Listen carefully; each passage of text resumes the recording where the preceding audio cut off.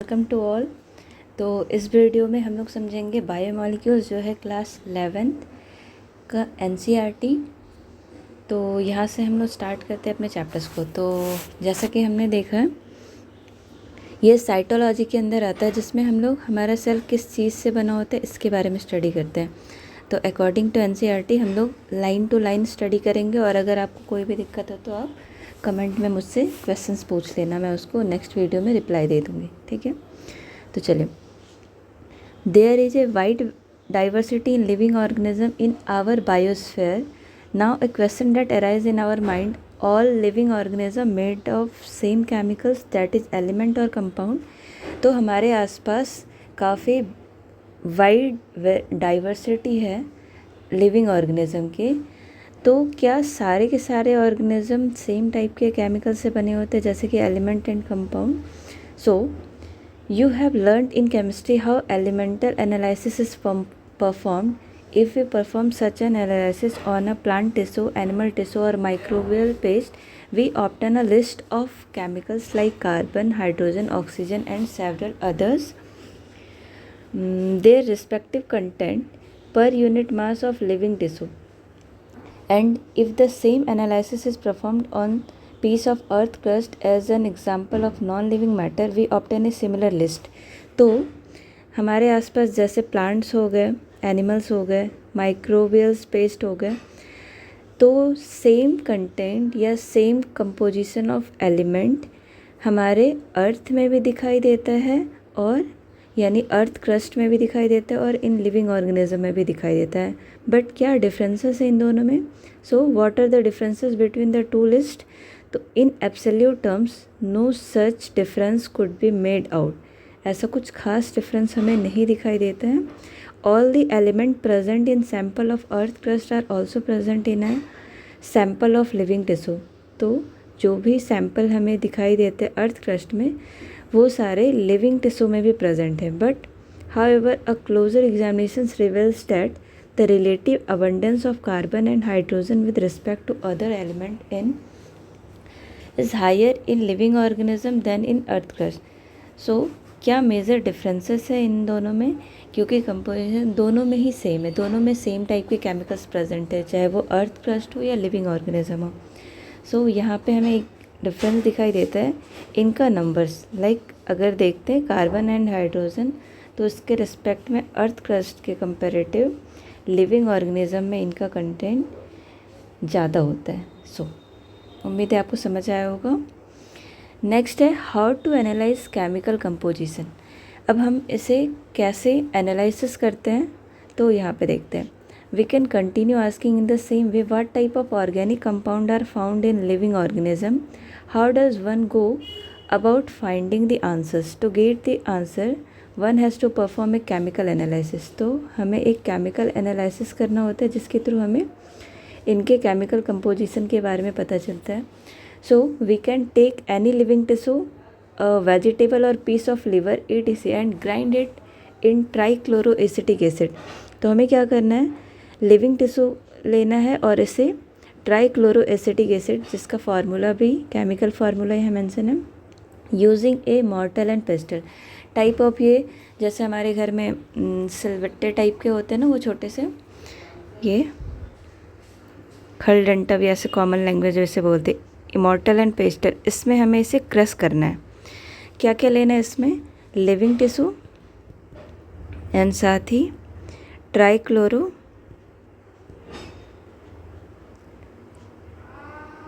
Acetic acid. ठीक है, इन दोनों को हमें मिलाकर और इसे मॉर्टर एंड पेस्टल से क्रश करना है। Now we obtain a thick slurry. If we were to strain this through a cheesecloth or cotton, we would obtain two fractions. One is called filtrate, और more technically हम इसे acid soluble pull भी कह सकते हैं, and second retentate और acid insoluble fractions भी कह सकते हैं। तो इसका क्या मतलब हो गया? इसमें जब हम लोग टिश्यू और एसिटिक एसिड को यानी ट्राइक्लोरोएसिटिक एसिड को अगर हम लोग मिक्स करते हैं, तो एक स्लरी, थिक स्लरी हमें दिखाई देता है, और इसे फिर हम लोग एक कपड़े से छान लेते हैं वो, और हमें इसके छानने के बाद दो टाइप के मटेरियल दिखते हैं। एक जो जैसे मान लेते हो आप इसे छानते हो तो एक जो इसको पास कर जाता है और एक जो इस पर ही रिटेन कर, जैसे हम लोग घर पे चाय पत्ती से चाय को अलग करते हैं ना, तो चाय पत्ती छन्नी के ऊपर रह जाती है और चाय नीचे चली जाती है। वैसे ही यहाँ पे हमें दो ग्रुप दिखाई देते, एक जो फिल्ट्रेट है यानी कि एसिड सॉल्युबल जो नीचे चलेगा उसे क्या कहेंगे, एसिड सॉल्युबल पुल, और इसे ही फिल्ट्रेट कहते हैं। एंड सेकेंड वन हमारे पास क्या हो गया, जो यहाँ पे रिटेन कर गया तो इसे हम लोग एसिड इनसॉल्युबल कहते हैं और साथ ही इसे हम लोग रिटेंटेड भी कह सकते हैं। चलो उम्मीद है आपको समझ आएगा, आगे बढ़ते हैं। In higher classes you will learn about how to analyse a living tissue sample and identify a particular organic compound. It will suffice to say here that one extract the compound, then subject the extract to various separation technique till one has separated a compound from all other compound. In other words, one isolate and purify a compound. Analytical techniques when applied to the compound give us an idea of the molecular formula and the probable structure of the compound. तो यहाँ तक हमें कुछ इनके बारे में हमें higher classes में दिखने को भी मिलेगा, बट यहाँ पे जो इम्पोर्टेंट मैं उसको पहले डिस्कस कर रही हूँ। All the carbon compound that we get from living tissue is called और can be called as biomolecules. तो जितने भी इसमें हमें कार्बन रिलेटेड कंपाउंड दिखेंगे इसे हम लोग बायोमॉलिक्यूल्स कहते हैं। However living organism has also got inorganic element and compound in them. तो सिंपल है, ऑर्गेनिक कंपाउंड तो है ही, साथ के साथ इनऑर्गेनिक एलिमेंट भी प्रेजेंट होते हैं। So how do we know this, अब हमें कैसे पता ये। So a slightly different but destructive experiment has to be done. एक और एक्सपेरिमेंट हमें देखने को मिलेगा जिससे हमें कंफर्म होता है कि इनऑर्गेनिक एलिमेंट भी प्रेजेंट होते हैं लिविंग ऑर्गेनिज्म में। So one way a small amount of living tissue से अ लीफ और लिवर, तो इनमें से हमें कोई एक सा लेना है और इससे हम लोग वेट मीन्स यहाँ पे गीला हो गया, ठीक है ये क्योंकि एक जैसे ही है, एंड ड्राइड, फिर इसे हमें क्या करना है, सुखा लेना है। All the water evaporate the remaining material gives us dry weight. तो अब जो हमारे पास बचा सारे वाटर एवोपरेट होने के बाद ये ड्राई वेट है। Now if the tissue is fully burned all the carbon compound are oxidise to gaseous form CO2 water vapour and are removed. ये सारे के सारे रिमूव्ड हो जाते हैं। अब जो हमारे पास रिमेनिंग बचा है उससे हम लोग एस कहते हैं, and this S contain inorganic element like calcium magnesium etc। तो यहाँ से क्लियर होता है हमारे पास कि लिविंग ऑर्गेनिज्म इनऑर्गेनिक एलिमेंट भी कंसिस्ट करते हैं। Now inorganic compound like sulphate phosphate are also seen in the acid soluble fraction. तो आप मुझे कमेंट में बताना एसिड सॉल्युबल फ्रैक्शन को और हम लोग क्या कह सकते हैं। So therefore elemental analysis gives elemental composition of living tissue in the form of hydrogen oxygen chlorine and carbon. Okay, while analysis for compound gives an idea of the kind of organic and inorganic constituent। तो table 9.2 हमें show करता है representative inorganic constituent of living tissue. तो कौन कौन से element हैं यहाँ पे, सोडियम जिसका फार्मूला आपको दिख रहा है Na+, potassium K+, calcium Ca++++ ऐसे बोलते हैं हम लोग, ये इनको जिनकी केमिस्ट्री थोड़ी सी सही है वो यहाँ पे रिलेट कर सकते हो, बट कोई नहीं, इतने भी डिफ़िकल्ट नहीं, आप समझ जाओगे। मैग्नीशियम Mg++, वाटर H2O, ये सभी को पता होगा। Compound like NaCl, CaCO3, PO4, 3 SO4 2-, ऐसे ये सब हम लोग आगे को भी डिस्कस करेंगे।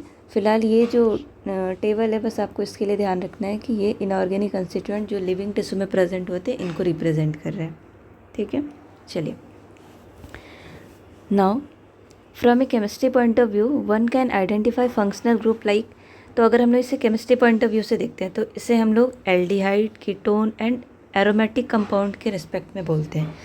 बट अगर हम लोग इसे बायोलॉजिकल पॉइंट ऑफ व्यू से देखते हैं, so we shall classify them into amino acid, nucleotide base and fatty acids. Okay, चलो next. Amino acids are organic compound containing an amino group and acidic group as substituent on the same carbon, that is the alpha carbon, hence they are called alpha amino acid।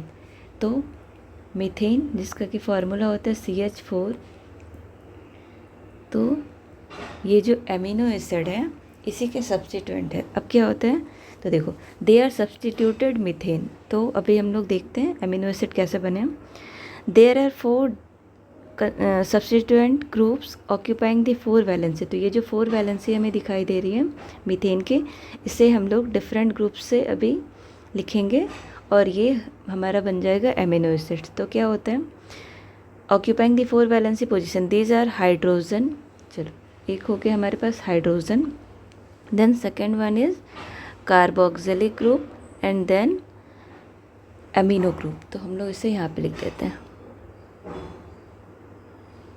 COOH group and one side is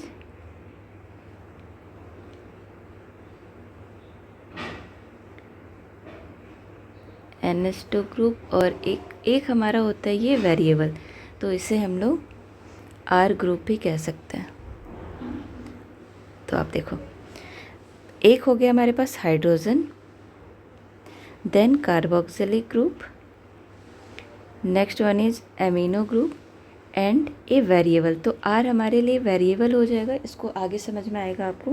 तो ये हमारा पहले क्या था, एक methane, और इसी methane के 4 वैलेंसीज के और 4 डिफरेंट वेरिएबल ग्रुप, हमें 4 ग्रुप दिखाई देते हैं। पहला कार्बोक्सिलिक हो गया, फिर हाइड्रोजन हो गया, अमीनो ग्रुप हो गया, और एक आर है जो हमारा वेरिएबल ग्रुप है। देखिए, there are many amino acids, however those which occur in protein are only of 20 type. तो जो हमें प्रोटीन में अमीनो एसिड दिखाई देते हैं ये सिर्फ 20 टाइप के होते हैं। हायर क्लासेस में आप लोग देखोगे इससे भी ज़्यादा होते हैं, बट एट प्रेजेंट आपको इतना जानना है 20 टाइप के होते हैं। So the R group in this proteinaceous amino acids could be a hydrogen, the amino acid called glycine. तो ये क्या बताना चाह रहा है, तो देखो सबसे बेस्ट COOH NH2, ये हो गया H, और ये पहला R के बदले हम लोग क्या लिखेंगे H, जो कि हाइड्रोजन। तो ये आपको डबल डबल हाइड्रोजन दिखाई दे रहे हैं, इनका नाम क्या हो जाएगा, ग्लाइसिन अमीनो एसिड। ठीक है, चलो, तो इसमें हमें मिथाइल ग्रुप दिखाई दे रहे हैं, सॉरी ये यहाँ पे डिफरेंट से नेम बता रहे हैं। जैसे पहले ग्लाइसिन हो गया H, तो जो हमने R वेरिएबल ग्रुप रखा था इसमें अगर H हो गया तो ये इनका नेम हो गया ग्लाइसिन। अगर इसी R के बदले मिथाइल ग्रुप जिसका फॉर्मूला है CH3 अगर ये हो जाए देन इनका नाम एलानीन। नेक्स्ट R के बदले अगर हाइड्रोक्सिल मिथाइल हो जाए तो फिर इसका नाम हो गया सेरीन। इसको आगे हम लोग देखते हैं। And 3 of the 20 are shown in figure 9.1। तो इसे देखते हैं। देखो अभी हमने डिस्कस किया अमीनो एसिड, और ये अमीनो एसिड पहला अगर H हो गया देन यहाँ पे ग्लाइसिन, अगर ये CH3 हो गए देन एलानीन, और ये CH2OH तो ये हो गए सेरीन। तो ये 3 यानी कि 20 के आउट ऑफ 3 ये हमें अमीनो एसिड यहाँ पे दिखाई दे रहा है। चलो next, the chemical and physical properties of amino acid are essentially the amino, carboxylic and R functional group.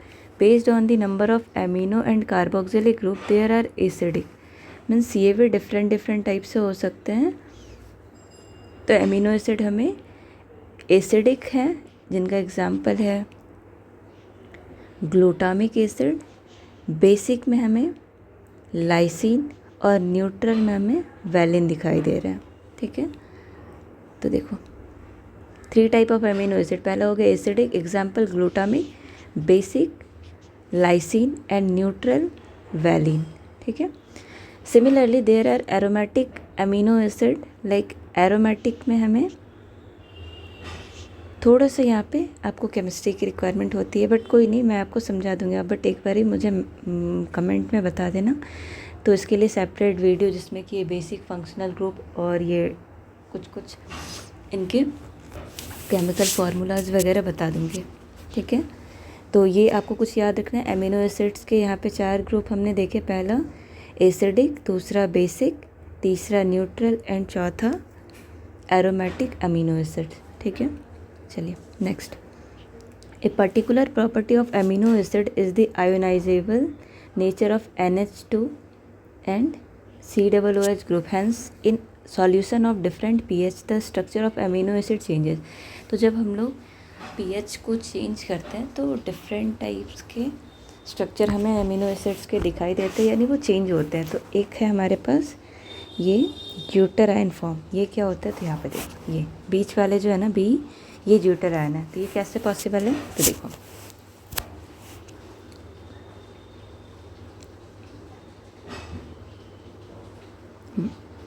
आप अगर नोटिस कर रहे हो तो यहाँ पे देखो ये NH3 ग्रुप है, ठीक है, ये COOH ग्रुप है। यहाँ पे ये जो प्लस चार्ज आपको दिखाई दे रहा है, यहाँ पे आप नोटिस करना, यहाँ पे एक साथ में एमिनो ग्रुप और कार्बोक्सिलिक को ध्यान देना। यहाँ पे प्लस और माइनस मीन्स ये एमिनो ग्रुप और कार्बोक्सिलिक ग्रुप पे ये जो चार्जेस शो करते हैं या ऐसे स्ट्रक्चर को हम लोग ड्यूटराइन फॉर्म कहते हैं। इसके लिए मैं सेपरेट वीडियो एक लेकर आऊँगी जिसमें केमिस्ट्री वाला पार्ट एक्सप्लेन करूँगी, ठीक है। फिलहाल हम लोग आगे बढ़ते हैं लिपिड्स के बारे में। तो लिपिड होता क्या है, तो अभी तक हमने पढ़ा एमिनो एसिड के बारे में, उम्मीद है आपको अच्छे से समझ में आया होगा। अब हमारा टॉपिक है lipid. Lipids are generally water insoluble and they could be simply fatty acid.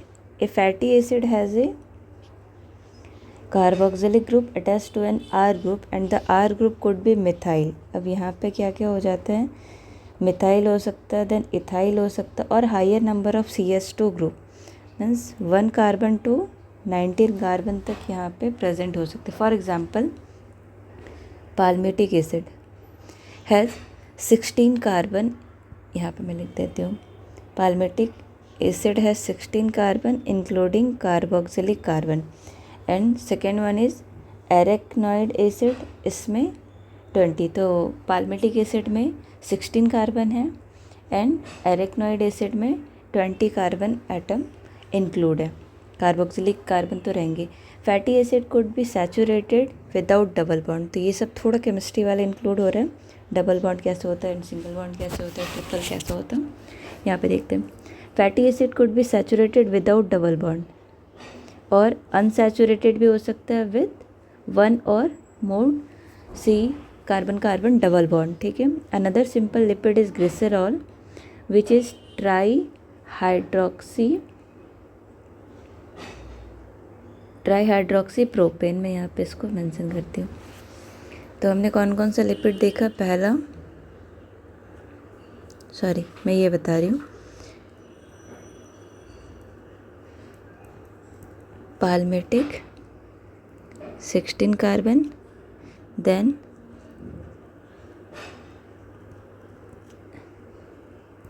एग्डोनिक acid, ये हो गए 20 कार्बन, एंड देन थर्ड हमारे पास ग्लिसरॉल का जिक्र है, इसमें होते हैं, मैं लिख देती हूँ, try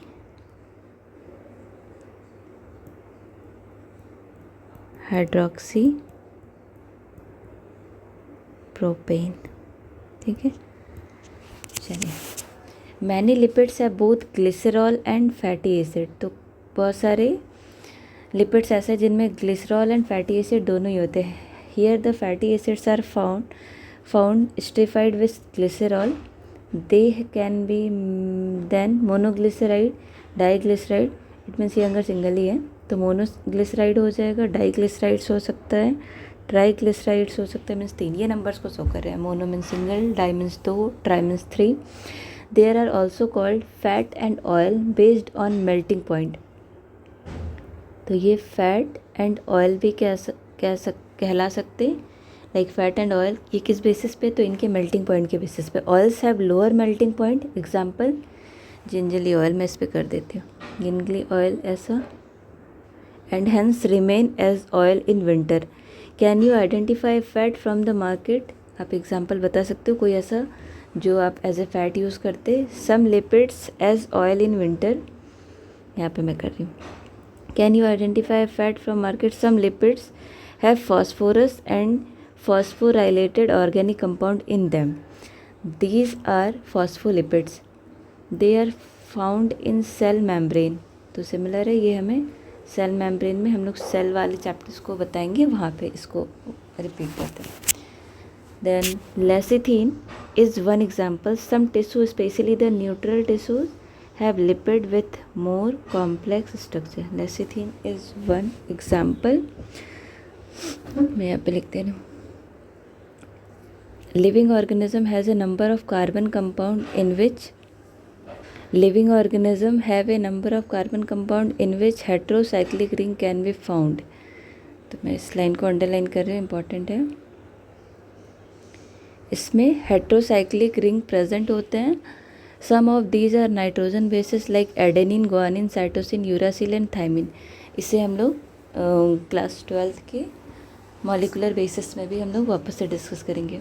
When found attached to a sugar, they are called nucleoside. तो मैं यहाँ पे मेंशन करती हूँ, देखो अगर ये एडेनिन,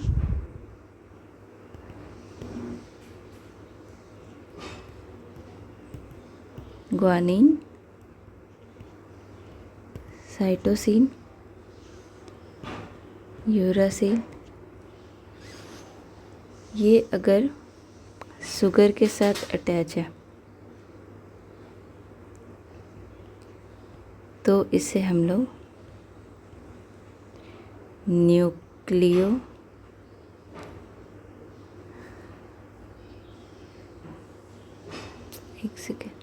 न्यूक्लियोटाइड कहते हैं, ठीक है।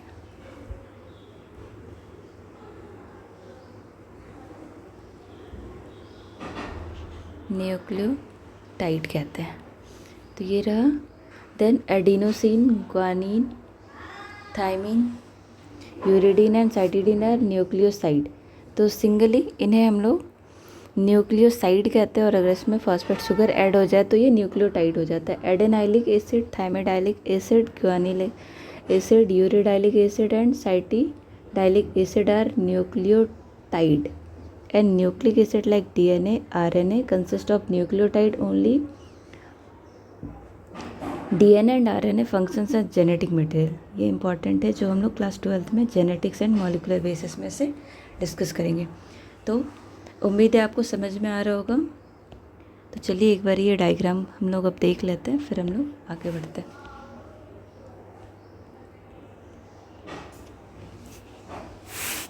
तो सबसे पहले हमारे पास ये जो फिगर है, ये है शुगर और कार्बोहाइड्रेट, ये ग्लूकोज का स्ट्रक्चर है और ये राइबोस। तो आप कैसे डिफ्रेंशिएट कर पा रहे हो, तो कार्बन में 6 है और यहाँ पे राइबोस में C5 होते हैं, इनके फार्मूलाज आप देखो। देन हमारे पास एमिनो एसिड जो हमने पहले भी डिस्कस किया, ये 4 डिफरेंट कार्बन ग्रुप होते हैं यहाँ पे, हर एक कार्बन ग्रुप पे 4 डिफरेंट ग्रुप्स दिखाई देते हैं। इसमें से 3 कांस्टेंट है और एक वेरिएबल ग्रुप है जो हमें चेंज करके different types of amino acids show करता। तो यहाँ पे 3 का एग्जांपल है। ग्लाइसिन सिर्फ हाइड्रोजन है वेरिएबल ग्रुप में, मिथाइल ग्रुप हो गया तो ये एलानिन हो गया, और सेरीन हो गया जिसमें कि CH2OH प्रेजेंट हो, ठीक है। चलिए नेक्स्ट होता है हमारे पास जो हमने एग्जाम्पल पढ़ा था पाल्मिटिक एसिड, जो फैटी एसिड के एग्जाम्पल है। इनके डायग्राम यहाँ पे मेंशन है। ये क्वेश्चन है आपके लिए, पाल्मिटिक एसिड में कितने कार्बन कंपाउंड थे। देन नेक्स्ट है हमारे पास ग्लिसरॉल, ये भी हमने पढ़ा। फिर है ट्राईग्लिसराइड, इसमें ये R1, R2 and R3 fatty acids को शो कर रहे हैं, दिस वन। नेक्स्ट हमारे पास आता है फॉस्फोलिपिड, जिससे लेसिथिन है ये। फिर आता है फैट एंड ऑयल्स यानी लिपिड्स। तो यहाँ पे आप देख लो, ये सारे हमने जो भी पढ़े, पाल्मिटिक एसिड, ग्लिसरॉल, ये सारे के सारे फैट एंड लिपिड को शो कर रहे हैं। अब यहाँ पे देखो, कोलेस्ट्रॉल, आपने सुना होगा ह्यूमन बॉडी में कोलेस्ट्रॉल का ये स्ट्रक्चर है। देन है हमारे पास नाइट्रोजन बेस, नाइट्रोजन बेस में adenine and next one is uracil. फिर आता है न्यूक्लियोसाइड। तो न्यूक्लियोसाइड में और न्यूक्लियोटाइड में आप एक डिफरेंस देखना, आपको ये कभी कन्फ्यूज़न नहीं होने वाला। तो देखो एडिनोसिन और यूरिडिन, इन दोनों में अगर आप नोटिस करो तो न्यूक्लियोसाइड में एक फॉस्फेट ग्रुप यानी ये शुगर ऐड हो जाता है और इन दोनों में डिफरेंस को शो करते हैं। तो न्यूक्लियोसाइड में फॉस्फेट ग्रुप नहीं होता और न्यूक्लियोटाइड में फॉस्फेट ग्रुप होता है। ठीक है, तो उम्मीद है आपको ये डायग्राम अच्छे से क्लियर हो गए होंगे। चलिए आज के लिए इस टॉपिक में यहीं पे, नेक्स्ट वीडियोस में हम लोग प्राइमरी एंड सेकेंडरी मेटाबोलाइट्स क्या होते हैं इनके बारे में देखते हैं। तो चलिए तब तक के लिए ऑल द बेस्ट।